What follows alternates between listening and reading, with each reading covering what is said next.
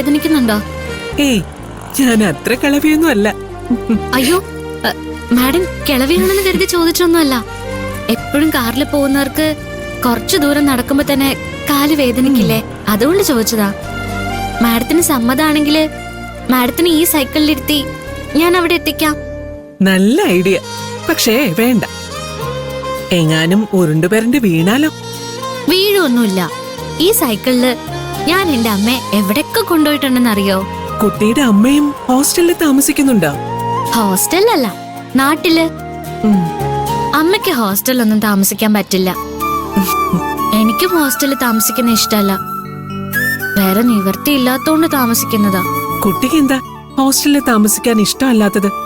വീട്ടിലാകുമ്പോ കാലത്ത് എഴുന്നേറ്റ ഉടനെ ജനല് തുറന്ന കുന്നിൻ മുകളില് സൂര്യൻ ഉദിച്ചു നിൽക്കുന്നത് കാണാം. ഹോസ്റ്റലിലെ ജനല് തുറന്ന ഏതോ കമ്പനിയിലെ പുകക്കുഴല് കാണാം.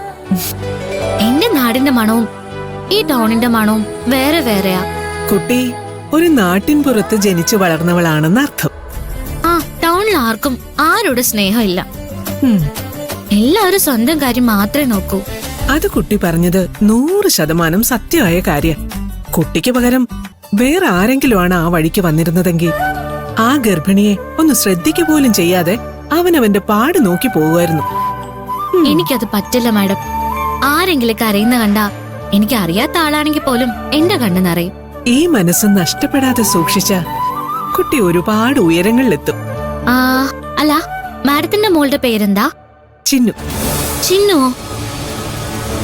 ഞങ്ങളുടെ ഹോസ്റ്റലിൽ സുരഭിയുണ്ട്, കൃഷ്ണവേണിയുണ്ട്, ഋത്തികയും ഡയാനിയും മീരയും ആയിഷയും ജെനിഫറും